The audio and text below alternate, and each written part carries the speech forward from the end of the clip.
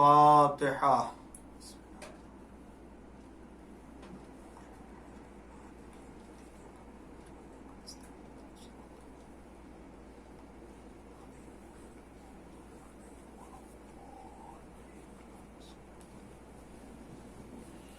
أعوذ بالله السميع العليم من الشيطان اللعين الرجيم.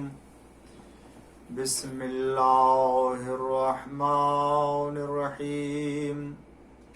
الحمد لله المعروف من غير رؤية، والخالق من غير منصبة. خلق الخلائق بقدرته، واستعبد الأرباب بعزته، وسعد العظماء بجوده. والصلاة والسلام والتحية والإكرام على البشير النذير السراج المنير، حبيب إله العالمين أبي القاسم محمد وعلى آله الطيبين الطاهرين المعصومين المظلومين المنتخبين المنتجبين الغر الميامين الذين أذهب الله عنهم الرجس وطهرهم تطهيرا. لا سيما الإمام المبين بقية الله في الأرضين، الحجة الثاني عشر والمهدي المنتظر، عجل الله تعالى فرجه الشريف. اللهم لعن أول ظالم ظلم حق محمد وآل محمد، وآخر تابع له على ذلك. اللهم لعن العصابة التي جاهدت الحسين وشايعت وبايعت وتابعت على قتله. اللهم لعنهم جميعا. أما بعد، فقد قال الله الحكيم في قرآن الكريم وقوله الحق. بسم الله الرحمن الرحيم. فبشر عباد الذين يستمعون القول فيتبعون أحسنه، أولئك الذين هداهم الله وأولئك هم أولو الألباب. صلوات پڑھ دیجئے محمد وآل محمد پر. ناظرین اکرام اور سامعین محترم، عشرہ ماہ سفر کی یہ 7ویں مجلس ہے جو اسلام اور آزادی بیان کے عنوان سے معروضات اس کے پیش کرنے کی سعادت حاصل کر رہا ہوں. اور آیہ کریمہ میں پروردگار عالم جو سورہ زمر کی آیہ کریمہ کا انتخاب کیا ہے اور مسلسل آپ کی خدمت میں تلاوت کرتا چلا آ رہا ہوں کہ اللہ فرماتا ہے اپنے حبیب سے، فبشر عباد، اے میرے حبیب بندوں کو میری طرف سے بشارت دے دیجئے، الذین یستمعون القول، جو باتوں کو سنتے ہیں، فیتبعون احسنا، اور جو احسن اور جو بہتر سب سے نیک بات ہوتی ہے اور سب سے عمدہ بات ہوتی ہے اس کا انتخاب اور اس کا اتباع کرتے ہیں. کہ اولئک الذین ہداہم اللہ، یہی وہ لوگ ہیں کہ جن کی اللہ تعالیٰ نے ہدایت کی ہے. وَأُولَئِكَ هُمْ أُولُو الْأَلْبَابِ، اور یہی لوگ صاحب عقل بھی ہیں، صاحب شعور بھی ہیں، جن کو اللہ نے عقل دی ہے کہ وہ چند باتوں میں سے اور مختلف فکروں میں سے بہترین فکر کا انتخاب کر لیتے ہیں. میں نے آئے کریمہ کے ذیل میں اسلام اور آزادی بیان کے عنوان سے مختلف بحثوں کو پیش کیا، جس میں آپ نے ملاحظہ کیا کہ اس کے پہلے کی جو مجلس خود اسلام نے آزادی بیان اگر دیا ہے تو اس کے حدود معین کیے ہیں کہ انسان کو کہاں تک آزادی دی گئی ہے، کہ میں نے عرض کیا حکم خدا اور رسول کی مخالفت نہ ہو، حکم خدا اور رسول کے ہی دائرے میں رہتے ہوئے اپنی فکر اور اپنی سوچ پیش کر سکتا ہے۔ میں نے ضمن عرض کیا کہ حق و باطل کو نہ ملا دے اور نہ بدعتوں کا ایجاد کرے۔ یہ سب حدود ہیں اسلام کے کہ جہاں پر انسان کو ان چیزوں کی رعایت۔ ایک دو بات اور آپ کی خدمت میں عرض کروں، پھر اس کے بعد اپنی دوسری باتیں اس سلسلے میں عرض کروں، اور اس سلسلے میں پھر یہ بات عرض کروں کہ اسلام کی حکومت میں اور اسلامی حکومت میں بھی آیا یہ اجازت ہے کہ اگر کسی اسلامی حاکم اور کسی اسلامی گورنر یا کسی اسلامی منصب پر فائز انسان کے کارناموں اور اس کے امور کے اوپر نگاہ رکھنے والوں کو اگر کسی طرح کی کوئی خطا، کوئی غلطی ہو، تو کیا اسے بھی اس بات کی اجازت ہے کہ وہ بغیر کسی جھجک کے اور بغیر کسی خوف و خطر کے اپنی بات اس اسلامی حاکم کے سامنے بھی رکھ سکے؟ کیا اس کو اس بات کی اجازت دی ہے اسلام نے یا نہیں دی ہے؟ میں عرض کروں گا یہ چھوٹے سے مقدمے کو عرض کرنے کے بعد۔ عزیزان گرامی، میں نے عرض کیا کہ اسلامی حدود میں رہتے ہوئے اگر کوئی چاہتا ہے کہ اپنے فکر کو اور اپنے جو ہے وہ سوچ کو پیش کرنا چاہتا ہے تو پیش کر سکتا ہے، انہی حدود میں سے اور انہیں شرائط میں سے ایک اور شرط کہہ لیجئے یا اسلامی حدود کو کہہ لیجئے ہم آپ کے سامنے یہ پیش کرنا چاہتے ہیں عزیزان گرامی کہ جہاں ہمیں ہر طرح کی آزادی دی گئی ہے، جہاں ہمیں ہر طرح کی آزادی دی گئی ہے، وہاں یہ بھی کہا گیا ہے کہ دیکھو خبردار تم کسی دین یا کسی مذہب کے مقدسات کی توہین نہ کرنا، اور دیکھو جو لوگ غیر خدا کی پرستش کرتے ہیں اور غیر خدا کو مانتے ہیں ان کے خداؤں کو بھی تم برا بھلا نہ کہنا، اس لیے کہ اگر تم ان کے خداؤں کو برا بھلا کہو گے تو وہ بغیر علم کے اور دشمنی میں تمہارے خدا کو بھی برا بھلا کہیں گے۔ یہ اسلامی آزادی کے پس منظر میں دیکھیں اسلام کیا کہتا ہے کہ دیکھو دوسروں کے خداؤں کو تم برا نہ کہو۔ برا نہ کہو کا مطلب یہ کہ تم کو اپنی فکر ان خداؤں کے مقابلے میں، ان کے مقدسات کے مقابلے میں، ان کے خداؤں کے برابر میں تمہیں اپنے خدا کی فکر کو، اپنے خدائی فکر کو، اپنے خدا کے بارے میں نظریے کو پیش کر سکتے ہو۔ پیش کرنا یہ توہین نہیں ہے، بلکہ تم ڈائریکٹ ان کے خدا کو اگر برا بھلا کہتے ہو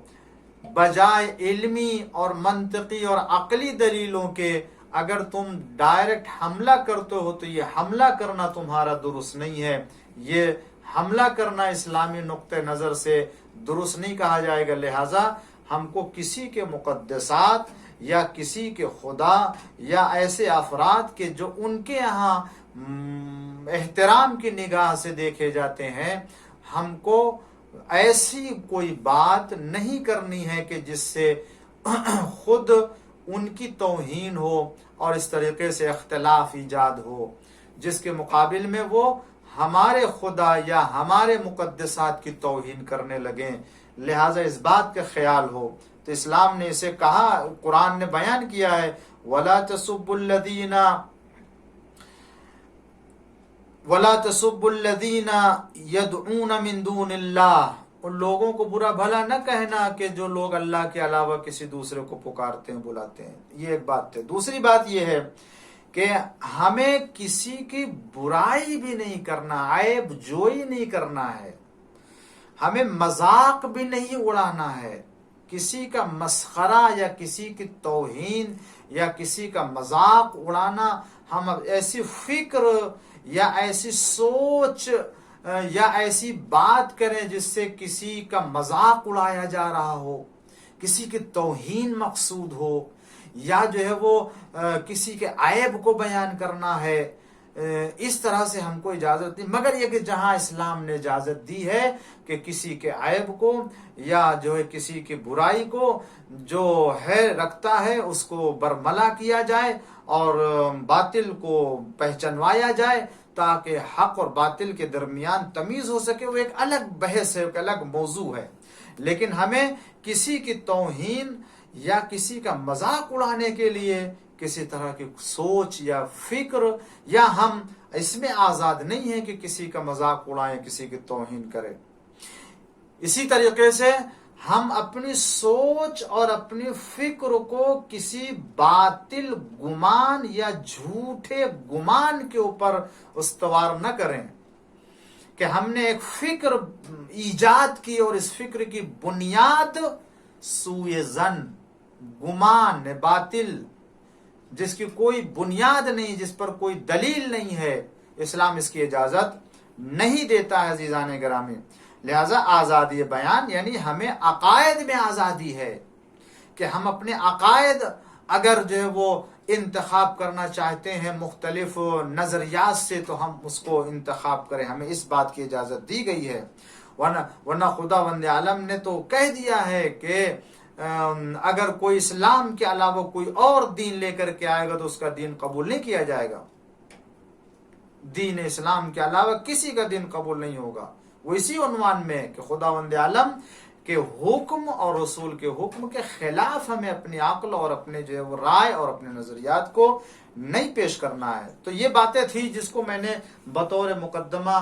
آپ کی خدمت میں عرض کرنا چاہا، اور اسی کے ضمن میں اب ہم کو یہ دیکھنا ہے کہ اسلام نے کیا ہمیں اس بات کی اجازت دی ہے کہ اگر کسی اسلامی مملکت میں ہوں اور کسی اسلامی حکومت میں ہم زندگی بسر کر رہے ہوں تو کیا اس حاکم کے کارناموں کو دیکھ کر کے یا اس حاکم کے فعل کے اوپر نگاہ رکھیں، اور اگر اس کا کوئی کام فعل ایسا نظر آتا ہے کہ جو ہماری سوچ جو اسلامی سوچ ہے اس کے اعتبار سے درست نہیں ہے، یا یہ کہ اسلامی تعلیمات کے خلاف ہے، تو کیا ہم اسلامی حاکم کے اوپر انگلی اٹھا سکتے ہیں یا نہیں اٹھا سکتے ہیں؟ اس بات کو پہچاننے کے لیے اور اس بات کو درک کرنے کے لیے خود میں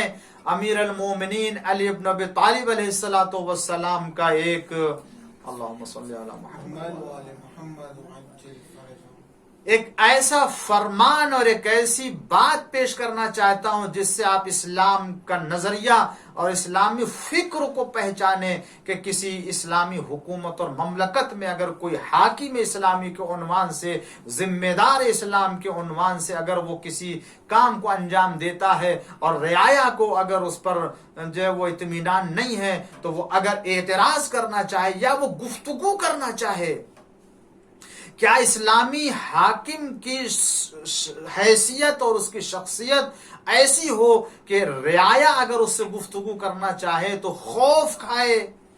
آزادانہ طور سے وہ اپنے حاکم اور اپنے سرپرست سے گفتگو نہیں کر سکتا ہے؟ گفتگو یہ ہے۔ یہاں آزادی اسلام کے عنوان سے خود مولائے کائنات امیر المومنین علی ابن ابی طالب علیہ السلام نے ایک ایسا نظریہ پیش کیا، ایک ایسا نظریہ پیش کیا ہے کہ جو 100% آپ خود حاکم اسلامی ہیں، خلیفۃ المسلمین ہیں، ولی خدا ہیں، حجت خدا ہیں، لوگوں کے امام ہیں، اللہ کی طرف سے امام بنائے گئے ہیں، آپ خود ذمہ دار ہیں، شریعت کے وارث قرآن ہیں اور جانشین پیغمبر ہیں۔ آپ اس سلسلے میں فرماتے ہیں، اور بہت ہی اہم بات ہے جس کو ناظرین کرام میں آپ کی خدمت میں عرض کرنا چاہیے، اسی سے اندازہ کر لیجئے کہ اسلامی سوچ اور اسلامی فکر آزادی بیان کے سلسلے میں خود حاکم اسلامی کی نسبت سے اور رعایا کی نسبت سے کتنی ذمہ داریوں کو طے کر دے رہا ہے۔ امام فرماتے ہیں خطبے میں جو 216 نمبر کا خطبہ ہے، اس خطبے میں مولا فرماتے ہیں فَلَا تُكَلِّمُونِي بِمَا تُكَلِّمُ بِهِ الْجَبَابِرَا۔ جملہ سنیں مولا کیا فرماتے ہیں۔ آج ہمارے معاشرے میں سماج میں ہوتا ہے کہ ایک چھوٹا بڑے سے اگر گفتگو کرنا چاہتا ہے تو چھوٹے کو تاب نہیں ہوتی ہے، چھوٹے کو جرأت نہیں ہوتی ہے کہ بڑے سے بات کر سکے، یا اگر کسی منصب والا ہے اور صاحب منصب ہے اور وہ کسی طرح سے وہ بڑے منصب کے اوپر فائز ہے تو جو اس کے رعایا یا اس کے زیر نظر کام کرنے والے ہیں ان کو بات کرتے ہوئے خوف آتا ہے، وہ بات نہیں کر سکتے ہیں۔ تو کیا یہ صورتحال اور ایسی جو ہے وہ کیفیت میں کسی انسان کو ہونا چاہیے کہ جس کی بنا پر جو ہے وہ گفتگو نہ کر سکے اس سے آزادانہ طور سے؟ مولا کیا فرماتے ہیں فَلَا تُكَلِّمُونِي بِمَا تُكَلِّمُ بِهِ الْجَبَابِرَا۔ جب مولا کائنات حاکم اسلامی کے عنوان سے لوگوں کے سامنے آئے اور جب آپ جو وہ مسند خلافت پر ظاہری طور سے بیٹھے تو آپ نے لوگوں سے کہا دیکھو خبردار، مجھ سے تم لوگ اس طرح سے اس لہجے میں بات نہ کرنا جس لہجے میں کسی ظالم اور کسی جابر بادشاہوں سے بات کی جاتی ہے۔ کسی ظالم جابر سے جس انداز میں بات کی جاتی ہے، دیکھو خبردار تم مجھ سے اس لہجے میں بات نہ کرنا، اس انداز میں بات نہ کرنا۔ یعنی کیا؟ لوگ ایسے ظالم جابر بادشاہوں کے سامنے آنے سے ڈرتے ہیں چیجائے کہ ان سے گفتگو کر سکے اور اپنی بات پہنچا سکے، اور جب اپنی بات رکھنے اور وہ جب گفتگو کرنے سے خوف زدہ ہوتے ہیں تو پھر وہ ان کی کسی کام اور کسی بات پر اعتراض کرنے کی کیسے جرأت ہو سکتی ہے؟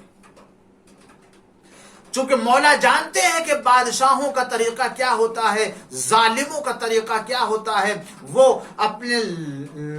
اپنے ایسے حیثیت بنا کے رکھتے ہیں اور ایسے افراد کو اپنے پاس رکھتے ہیں کہ جہاں لوگ جاتے ہوئے خوف زدہ ہوتے ہیں اور اپنی بات ان کے سامنے نہیں رکھ سکتے۔ مولا کیا فرماتے ہیں خبردار، مجھے تم ان لوگوں کی طرح سے نہ سمجھنا کہ جن کے سامنے بڑی جو وہ خوف و خطرے کے حالت میں آ کر کے انسان اپنی باتیں پیش کرتا ہے اور بات کرتا ہے اور ڈرتے ہوئے آ کے ان سے بات کرتا ہے۔ نہیں، تم بغیر کسی خوف و خطر کے تم آ کے مجھ سے بات کرنا، مجھ سے کلام کرنا، میں تمہاری ہر طرح کی بات سننے کے لیے تیار ہوں۔ کون ہوگا ایسا اسلامی ذمہ دار کہ وہ اپنے رعایا کو بغیر کسی تکلف کے بات کرنے اور اپنی بات رکھنے کی اجازت دے؟ اور اس کے بعد مولا فرماتے ہیں وَلَا تَتَحَفَّظُوا مِنِّي بِمَا يُتَحَفَّظُ بِهِ عِنْدَ أَهْلِ الْبَادِرَةِ، اور دیکھو اور نہ مجھ سے اس طرح بچنے کی کوشش کرنا جس طرح طیش میں آ جانے والے، غصے میں آ جانے والے لوگوں سے بچنے کی کوشش کرتے ہیں۔ یعنی کیا؟ یعنی تم یہ نہ خیال کرنا کہ اگر تمہاری بات کچھ سخت ہوئی یا تمہاری باتوں میں سختی پائی جا رہی ہوگی یا تمہاری بات میں کڑواہٹ پائی جا رہی ہوگی تو مجھے طیش آ جائے گا، غصہ آ جائے گا۔ لہٰذا جس طرح سے ایک انسان کو غصہ آ جانے کی صورت میں بڑے ہی خوشامد انداز میں انسان اس سے بات کرتا ہے، تو نہیں، تم مجھ سے اس طرح سے نہ بچنا جس طرح سے غصے اور غضب میں آ جانے والے، طیش میں آ جانے والے انسان سے بات کرتا ہے، کلام کرتا ہے۔ یعنی کیا؟ یعنی تم مجھ سے یہ توقع نہ رکھو، تم مجھ سے یہ امید نہ رکھو یا یہ نہ سمجھو کہ میں تمہاری باتوں سے ناراض ہو جاؤں گا اور تم مجھ سے آ کے خوشامد کرو اور نرمی کے ساتھ بات کرو تاکہ میں تمہارے اوپر غضبناک نہ ہوں، تمہیں کوئی سزا نہ دوں۔ نہیں، تم جس طرح سے بات کرنا چاہتے ہو بات کرو، کلام کرو، میں تمہارے لیے کسی بھی طریقے سے خطرہ نہیں ہوں،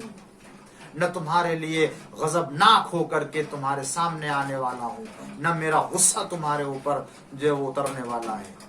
ہوتا یہی عزیزان گرامی کہ کبھی کبھی انسان جو جانتا کہ یہ انسان غصے میں آ جائے گا تو اسے اسی عنوان سے بات کرتا ہے، احتیاط کرتے ہوئے بڑے ادب سے کہ کہیں جو ہے کوئی ایک حرف کوئی ایک لفظ جو ہے وہ کہیں شان کے خلاف نہ ہو جائے اور وہ طیش میں آ جائے جس کی بنا پر ہمارے خلاف نہ جانے کیا فیصلہ کر ڈالے۔ مولا فرماتے پہلے نہیں، تم اس سے اس طرح سے نہ بچنا، تم کو ایسا کوئی خوف ہونا ہی نہیں چاہیے۔ اس کے بعد مولا فرماتے ہیں وَلَا تُخَالِطُونِي بِالْمُصَانَعَةِ وَلَا تَظُنُّوا بِي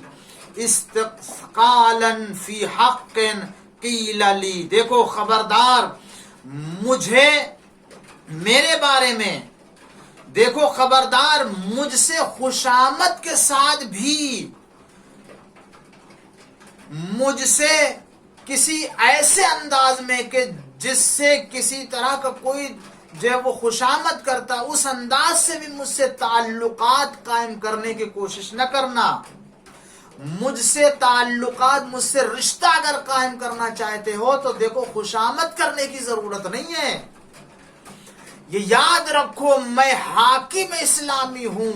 میں ہر مظلوم کے حق کو دلانے والا ہوں، چاہے وہ میرے پاس آئے یا نہ آئے، اور میں ہر ظالم کو کمزور کر دینے والا ہوں کہ وہ مظلوم کا حق دے دے اور مظلوم اتنا طاقتور ہو جائے کہ وہ اپنا حق ظالم سے خود لے لے۔ میں ایسا انسان ہوں اور ایسی ذمہ داری کو ادا کرنے والا ہوں، لہذا تمہیں خوشامد کرنے کی ضرورت نہیں ہے۔ اور اس کے بعد مولا فرماتے کہ اور نہ میرے بارے میں یہ تصور کرنا، نہ خیال کرنا کہ مجھے بات کسی طرح کی تمہاری گرا گزرے گی یا میں تمہاری باتوں کو برا مانوں گا۔ تم کبھی یہ بھی خیال نہ کرنا، تم جو بات کہنا چاہتے ہو تم اپنی بات میرے سامنے رکھ دو، اور نہ میں اپنی تعظیم کا طلبگار ہوں، یعنی یہ نہ سمجھنا کہ میں تم سے احترام چاہتا ہوں اور تم میری عزت اور احترام کرتے ہوئے مجھ سے کلام کرو، اپنی بات رکھو تاکہ میں تمہیں جو تمہارے حق کو دلا دوں۔ نہیں، تمہیں میرے اس خاطر احترام کرنے کی ضرورت نہیں ہے، اور نہ تمہاری کسی بات کو میں برا ماننے والا ہوں۔ جو شخص بھی، اس کے بعد مولا فرماتے ہیں کہ دیکھو جو شخص بھی صحیح بات اور حق بات کہنے کے لیے گرا سمجھتا ہے، یعنی جس انسان کے لیے حق بات کہنے کے لیے سخت ہے تو وہ حق بات کے اوپر عمل کیسے کرے گا؟ جب وہ عدل کی بات اور انصاف کی بات کہتے ہوئے دقت محسوس کرے گا، جب صحیح بات کہنے میں وہ سختی محسوس کرے گا تو وہ حق کے اوپر عمل کرنے میں کتنی سختی محسوس کرے گا۔ لہذا مولا فرماتے ہیں تصور نہ کرنا، لہذا حق بات کہنے میں تکلف بھی نہ کرنا اور منصفانہ مشورہ دینے میں گریز بھی نہ کرنا۔ میں ہر ایک کے مشورے کو سننے والا ہوں، ہر ایک کی بات پر توجہ دینے والا ہوں۔ مولا کائنات اپنے اس بیان سے اسلامی فکر کو بھی پیش کیا اور اپنے حکومت کے انداز کو بھی پیش کیا کہ میری حکومت جو ہے وہ اس انداز کی ہے کہ ہر غریب، ہر امیر اور ہر عالم، ہر جاہل، ہر چھوٹا اور ہر بڑا اگر میرے پاس آنا چاہتا ہے تو وہ آ سکتا ہے اور اپنی بات آزادی کے ساتھ اگر کہنا چاہتا ہے تو کہہ سکتا ہے، چاہے وہ میرے بارے میں ہو، میرے کسی گورنر کے بارے میں ہو، کسی حاکم کے بارے میں ہو، وہ کوئی شکایت کرنا چاہتا ہے یا کسی طرح کی کوئی سوچ لے کر کے آیا، وہ اپنی بات رکھے اور میں اس کی بات کے اوپر غور کرنے کے لیے تیار، اور یہی ہوتا تھا۔ مولا کائنات امیر المومنین علی ابن ابی طالب علیہ السلام نے آزادانہ بالکل لوگوں کو ہر طرح کی بے تکلفی دے دی تھی، کسی کو خوف زدہ ہونے کی ضرورت نہیں ہے۔ وہ میرے کسی بھی امر کے بارے میں اگر وہ پوچھنا چاہتا ہے، وہ کسی بھی طریقے کی بات کرنا چاہتا ہے تو میں اس کی بات سننے کے لیے تیار ہوں۔ اور اس کی وجہ یہ ہے عزیزان گرامی، میں ایک بات عرض کر کے اپنی بات آگے بڑھانا چاہتا ہوں۔ اس کی وجہ یہ ہے کہ مولا کا ایک تو خود اسلامی نقطہ نظر یہ ہے کہ ہر ذمہ دار کو اپنے کام کا ذمہ دار ہونا چاہیے. اسلام کا یہ نظریہ اسی لیے پیش کیا کلکم راع و کلکم مسئول، تم سب رعایا ہو اور تم سب ذمہ دار ہو. تو جب عام انسان کو اپنے کاموں کا ذمہ دار ہونا چاہیے تو جو حاکم اسلامی ہے اسے تو اور اپنی ذمہ داری کے عنوان سے اپنے کام کو انجام دینا چاہیے، تاکہ اگر کوئی کسی بھی طریقے کی بات لے کے آتا ہے، کسی بھی طریقے کی بات پوچھنا چاہتا ہے تو اس کا جواب دے سکے. ایک تو یہ کہ اسلامی نقطہ نظر خود یہ ہے، اور دوسرا یہ کہ مولا کی حکومت اتنی صاف اور پاک و پاکیزہ تھی، مولا کا کردار اتنا پاک و پاکیزہ تھا، آپ کی حکومت اسلامی کے تمام جو وہ دستور اور اتنا اسلامی حکومت کا کردار اتنا پاک تھا کہ آپ کو کسی چیز کا خوف اور احتمال تھا ہی نہیں کہ لوگ میرے بارے میں کوئی اعتراض کر سکے. خوف ان لوگوں کو ہونا چاہیے جو لوگ اسلامی موازین سے ہٹ کر کے، اسلامی دستور سے ہٹ کر کے اسلامی حکومت کا نظریہ پیش کرتے ہیں. اسی لیے ان کے اوپر جو اعتراض کیا جاتا ہے تو وہ اعتراض کا دروازہ ہی بند کر دیتے ہیں، اور مولا فرماتے ہیں تمہیں جو کچھ بھی پوچھنا ہے اور جو بھی اعتراض کرنا ہے آؤ میرے پاس، میرے لیے ہر ایک کا دروازہ کھلا ہوا ہے. ایک صلوات پڑھ دیجئے محمد وآل محمد. اور آپ دیکھیں مولا نے یہ انداز حکومت بتایا اپنے حکومت کا، اور اس کے بعد آپ کی جو روش رہی ہے حکومت میں یہ تو فرمان تھا آپ کا عملی طور سے. میں آپ کی خدمت میں عرض کروں، اسی سے دوسروں کی حکومت کا انداز معلوم ہو جائے گا، اور ان کی حکومتوں میں آزادی بیان کی مقدار بھی معلوم ہو جائے گی کہ وہ اپنے حکومت میں ایک اسلامی حاکم کو کس قدر ذمہ دار کی حیثیت سے جانتے تھے، اور کتنی ان کے سامنے لوگوں کو بولنے کی آزادی تھی. ایک مولا کائنات کی چاہنے والی خاتون جس کا نام ہے سودا، جو جنگ صفین میں بھی مولا کے لشکر میں رہی ہے اور مولا کے لشکر والوں کا حوصلہ بڑھاتی تھی. مولا کائنات کی شہادت کے بعد شام جانا ہوا اور امیر شام سے ملاقات ہوتی ہے. امیر شام اور سودا کے درمیان مختلف جو وہ باتیں ہوتی ہے اور مختلف گفتگو ہوتی ہے، اور جنگ صفین کے جو وہ نقشے کو بھی اس کے سامنے وہ پیش کرتا ہے، اور جناب سودا جو مولا کائنات کی چاہنے والی ہوتی ہیں وہ ان تمام سوالات کا جواب دیتی ہیں. مگر آئی تھی کس لیے؟ توجہ چاہتا ہوں، سنیں عزیزان گرامی. مولا کے یہ فرمان تھا، اور مولا کی حکومت میں خود مولا کے رعایا کی گواہی سے میں مولا کی حکومت کی روش بتانا چاہتا ہوں. وہ آئی اور آنے کے بعد معاویہ سے شکایت کی کہ تمہارا ایک حاکم، تمہارا ایک عامل ایسا ہے کہ جس کا کام ظلم کے ساتھ ہوتا ہے، عدل کی بنیاد پر نہیں ہے. میں تمہارے اس عامل اور اس گورنر کی شکایت لے کر کے آئی ہوں، لہذا تم اس کے بارے میں فکر کرو اور اس کے کارناموں کا جائزہ لو. تو کسی بھی شکل میں امیر شام نے سودا کی باتوں کو سننے کے لیے گوارا نہیں کیا کہ وہ اپنے کسی حاکم یا اپنے کسی گورنر کی شکایت سنے، اور بغیر شکایت سنے ہوئے اور بغیر اس کی شکایت کے اوپر غور کیے ہوئے سودا کو واپس کر دیا. جب سودا نے یہ دیکھا کہ حاکم میری بات کو نہیں سن رہا ہے اور اپنے عامل کے ظلم و ستم کا جائزہ نہیں لے رہا ہے اور نہ اس کی طرف، اس کی شکایت کی طرف توجہ دے رہی ہے، تو سودا ایک مرتبہ سر کو سجدے میں رکھ دیتی ہے، اور سر کو سجدے میں رکھنے کے بعد سر کو اٹھاتی ہے. تو ایک مرتبہ حاکم شام کہتا ہے کہ یہ سجدہ کس لیے تھا جو تم نے کیا ہے بھی؟ سودا کہتی کہ میں نے اس لیے سجدہ کیا ہے کہ میں امیر المومنین علی ابن ابی طالب علیہ السلام کی بارگاہ میں جب ان کی ظاہری حکومت تھی تو میں ان کے ایک عامل کی شکایت لے کر کے گئی تھی اس وقت کہ جس وقت مولائے کائنات مسجد میں نماز کے عالم میں تھے، اور جب ان کو پتا چلا کہ میں آئی ہوں ملاقات کرنے کے لیے، کسی عامل کی شکایت کرنے کے لیے آئی ہوں، تو اس وقت مولائے کائنات فوراً آئے میرے پاس، اور آنے کے بعد میری شکایت سنی، اور شکایت سننے کے بعد فوراً مولا نے اپنے جیب سے ایک کاغذ کا ٹکڑا نکالا جو اس وقت کے زمانے میں لکھا جانے والا حصہ ہوتا تھا۔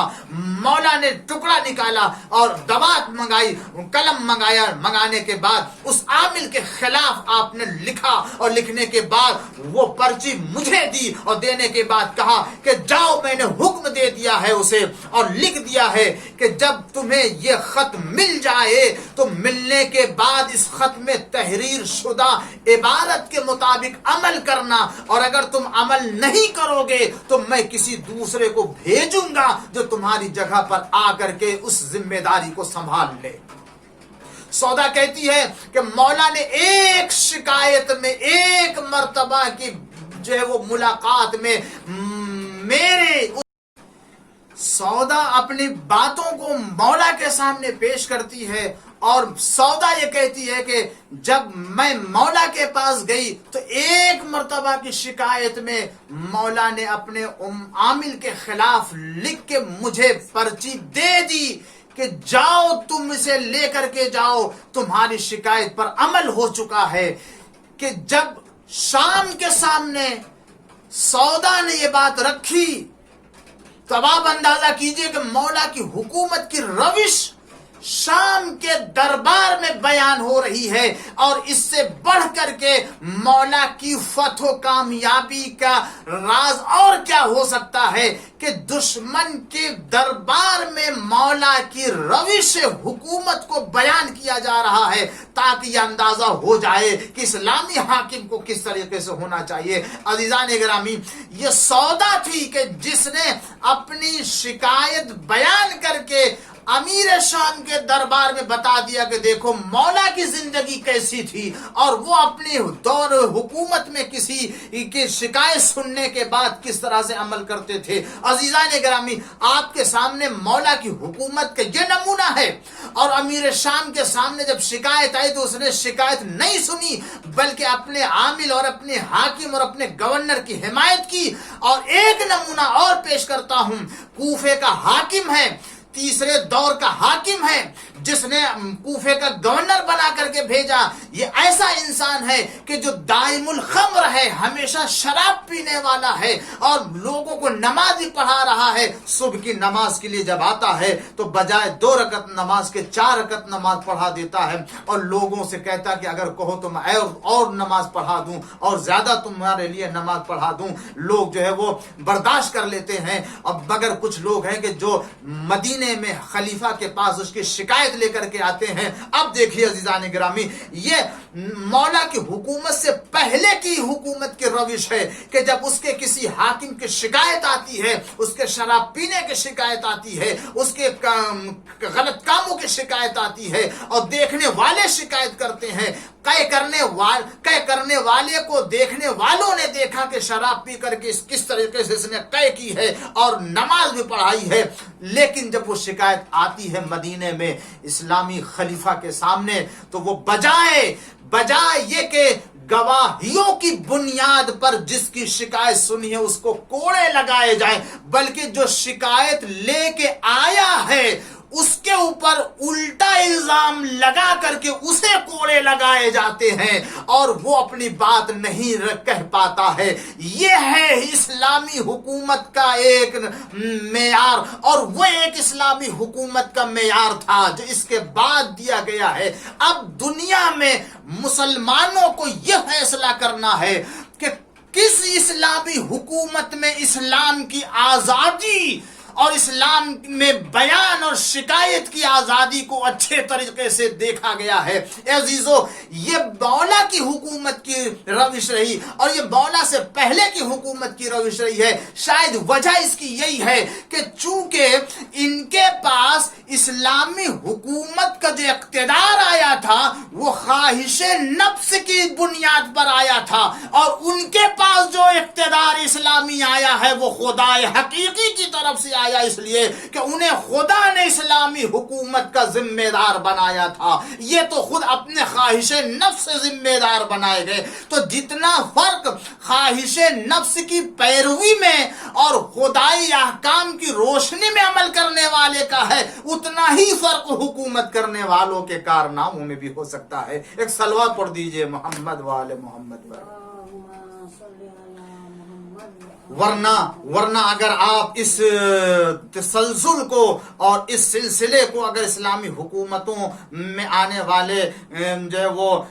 مثالوں کو اور مصادیق کو دیکھنا چاہیں تو بہت سے ایسی مثالیں مل جائیں گی۔ ایک طرف مولا ہے، اور مولا کے زمانے میں یہ خوارج ہیں کہ جو مولا کے مزاحم ہوتے ہیں، مولا کے بیان میں خلل ڈالتے ہیں۔ مولا جب مسجد میں نماز جماعت قائم کرتے ہیں تو ان خوارج کی جرت دیکھیے اور مولا کی طرف سے ان کو دی جانے والی آزادی دیکھیے۔ مولا کے پاس اقتدار ہے، مولا اسلامی خلیفہ ہے، مولا اسلامی ذمہ دار ہیں، اسلامی حکومت کے ذمہ دار ہیں، مگر خوارج ہیں جب مولا کائنات جماعت پڑھتے ہیں ایک طرف تو وہ مسجد کے دوسرے گوشے میں جا کر کے فرادہ نماز پڑھتے ہیں، مگر مولا انہیں روکتے نہیں ہیں۔ مولا جب نماز پڑھتے ہیں تو نماز کی حالت میں آ کر کے قرآن کریم کی ان سوروں کی تلاوت کرتے ہیں جس میں مشرک اور کافروں کا تذکرہ ہوتا ہے۔ وہ اپنی اس تلاوت کے ذریعے سے مولا کی طرف شرک اور کفر کی نسبت دینا چاہتے ہیں، مگر مولا نے انہیں نہیں ٹوکا، مولا نے انہیں منع نہیں کیا۔ جب مولا کائنات خطبہ دیتے ہیں تو خطبے میں شور ہنگامہ کرنے لگتے ہیں اور لوگوں کو آپ کی باتوں کو سننے نہیں دیتے ہیں، مگر مولا نے کبھی ان کو نہ ڈانٹا اور کبھی نہ منع کیا۔ ایک بات کہی مولا نے، دیکھو میں تمہارے لیے 3 باتوں کا قائل ہوں۔ میں تم کو مسجد میں نماز پڑھنے سے نہیں منع کروں گا، میں تمہیں تمہارے حقوق کو بیت المال سے نہیں کاٹوں گا، اس لیے کہ بیت المال مسلمین ہے۔ تم جب تک اس انداز سے اپنے اسلام، ظاہری اسلام کا اعلان کرتے رہو گے تمہارا بیت المال سے حق ملتا رہے گا۔ اور اس کے بعد مولا نے کیا فرمایا؟ مولا نے اس کے بعد فرمایا کہ دیکھو تمہیں یہ معلوم ہونا چاہیے کہ جس طریقے ولا نبدو، اور اسی طریقے سے ہم تمہارے خلاف جنگ بھی نہیں کریں گے جب تک کہ تم ابتدا نہیں کرو گے جنگ کی۔ مولا کائنات نے ان کو اس قدر آزادی دے دی تھی کہ حتیٰ وہ مولا کے سامنے آ کر کے ان تمام غیر حقیقی اور غیر واقعی اور ان تمام آیتوں کی بھی تلاوت کرتے تھے کہ جو کسی مشرک کے لیے اور کسی کافر کے لیے ہو سکتی ہے، مگر مولا کائنات ان کے اس عمل کو قبول، ان کے اس عمل پر اعتراض نہیں کرتے۔ کیوں؟ اس لیے کہ یہ حق کو سمجھنا چاہتے ہیں۔ یہ ہمارے خلاف ضرور ہیں مگر یہ حق کو سمجھنا چاہتے ہیں۔ حق کے سمجھنے میں انہوں نے کوتاہی کی ہے۔ مولا نے اس وقت تک تلوار نہیں اٹھائی، لیکن انہیں بھی ایک حد تک آزادی دی تھی۔ جب تک کہ تم ہماری حکومت میں عملی طور سے کسی رخنا کو ایجاد نہیں کرتے ہو اور کسی ایسے سازش میں عملی طور سے شریک نہیں ہوتے، اس وقت تک تم سے جنگ نہیں کروں گا۔ اور یہی خوارج جب یہ اپنے حدود کو پار کر جاتے ہیں تو مولا پھر ان کے خلاف تلوار لے کے آ جاتے ہیں۔ اور نہ جانے کتنے ایسے ابھی آپ کے سامنے ایسی مثالیں ملیں گی اسلامی حکومتوں میں کہ جہاں مولا کی حکومت اور دیگر حکومتوں میں امتیازات رہے ہیں کہ جہاں آزادی بیان مولا کے سامنے اس قدر کہ وہ خوارج جیسے لوگ بھی آ کر کے اپنی باتیں رکھ رہے ہیں۔ اور وہاں ایک ایسی حکومت ملے گی اسلامی حاکم کے سامنے، کسی کو آ کر کے واقعی طور سے عامل اسلامی اور حاکم اسلامی کی شکایت کرنے کی جرأت نہیں ہوتی ہے، وہ اپنی زبان نہیں کھول سکتا، اور اگر وہ زبان کھولتا ہے تو اس کو کوڑے مارے جاتے ہیں اور اس کو سزا دی جاتی ہے تاکہ کبھی یہ دوبارہ اپنی زبان نہ کھول سکے۔ یہی حق اور باطل کے درمیان کا فرق ہے کہ جو اسلامی اور حق کی حکومت ہوتی ہے اس کے اندر ہر ایک کے حق کی رعایت کی جاتی ہے، اور جو اسلامی اور حق کی حکومت نہیں ہوتی ہے وہاں یک طرفہ حق کی حفاظت کی جاتی ہے اور جانبداری کے ذریعے سے وہاں حقوق معین کیے جاتے ہیں۔ اور یہی وجہ ہے کہ آج ہمارے درمیان جو فرق پایا جاتا ہے وہ اسی عنوان سے کہ تم پہچان لو تاکہ جو اسلامی حکومت کی بنیاد پر جو حقوق دیے جاتے ہیں وہ کیا ہیں، اور غیر اسلامی حکومت کی بنیاد پر جو حقوق متعین کیے گئے وہ ہیں۔ اسلام آیا تھا ہر ایک کے حقوق کی رعایت کرنے کے لیے، اسلام آیا تھا ہر ایک کے حق کو جو ہے وہ اس تک پہنچانے کے لیے، مگر جب حق پامال ہونے لگتا ہے، جب حقوق ضائع ہونے لگتے ہیں تو پھر ولی خدا کی ذمہ داری ہوتی ہے کہ وہ ان حقوق کی حفاظت کی خاطر اٹھ کھڑا ہو اور پھر اس کی حفاظت کرے۔ یہی وجہ ہے کہ ہمارے معصوم امام نے حق کی حفاظت کی خاطر نہ صرف یہ کہ ظلم برداشت کیا، بلکہ اگر اس راہ میں انہیں قربانی بھی دینا ہوئی تو قربانی بھی دے دیا۔ حسین ابن علی یہی کہتے ہوئے آئے تھے، حق پامال ہو رہا ہے، بدعتیں رائج ہو رہی ہیں، نانا کی سنت کو تباہ کیا جا رہا ہے، لہذا نانا کے دین اگر تجھے میرے خون کی ضرورت ہے تو میں تجھے اپنے خون سے زندہ کروں گا اور تیرے اندر میں اپنی ایسے روح ڈالوں گا کہ پھر کبھی بھی تیرے اندر ایسی کوئی صورتحال نہیں پیدا ہونے والی کہ پھر سے تجھے زندہ کرنے کی ضرورت پڑے۔ حسین نے بقائے دید کی خاطر قربانی دی اور آئے میدان کربلا میں ارباب عزا۔ بس میں نے اپنے بیان کو آج کا سمیٹ لیا ہے اور آپ کی خدمت میں بس عرض کروں، 2 منٹ کی گفتگو ہے، مصائب اہل حرم ہے اور اس کے بعد مجلس کو تمام کر دینا۔ ارباب عزا، یہ لٹا ہوا قافلہ جو کربلا سے کوفہ ہوتے ہوئے شام کی منزل طے کرتا ہوا دربار شام میں پہنچا ہے، تو سید سجاد کے اوپر جو شام میں مصیبت گزری ہے، اللہ اکبر، زینب کے اوپر جو مصیبتیں گزری کون بیان کر سکتا ہے؟ شاید یہی وجہ سید سجاد شام کی مصیبتوں کو یاد کر کے روتے تھے، الشام الشام الشام، ہائے وہ شام کا منظر، وہ شام کا بازار، وہ شام کی گلیاں، وہ شام کے محلے کہ جو یہودیوں اور نصارہ کے درمیان سے آپ کو گزارا گیا، اور وہ شام کا دربار کہ جہاں 700 کرسی نشین اور باہر کے نمائندے آئے، جہاں زینب کو بے مکھنو چادر، سکینہ کے گلے میں رسی اور بیویوں کے بازو میں رسن ہے، اور اس عالم میں انہیں دربار میں حاضر کیا گیا۔ اے ارباب عزا، سید سجاد نے فرمایا مجھے شام میں اس عالم میں داخل کیا گیا کہ ایک رسی منگائی گئی اور اس رسی میں ہم سب کو باندھ دیا گیا۔ ہاں روایت بتاتی ہے کسی کے ہاتھ کو باندھا گیا، کسی کے بازو کو باندھا گیا، کسی کے گردن کو باندھا گیا۔ یہی تو وجہ جب سکینہ دربار یزید میں پہنچی، اس لیے کہ ایک رسان اور 12 گلے تھے، مگر جو بڑوں کے گلے باندھے گئے تھے اس میں سکینہ کا کیا عالم تھا۔ اسی لیے تو دیکھا کبھی ایک پیر رکھتی ہے اور کبھی ایک پیر اٹھا لیتی ہے۔ اس عالم میں سکینہ نے دربار یزید میں حالت گزاری تو کہنے والے نے جب یہ کہا تو سکینہ نے اسی بات کا حوالہ دیا تھا، ارے ان میری پھوپھیوں کے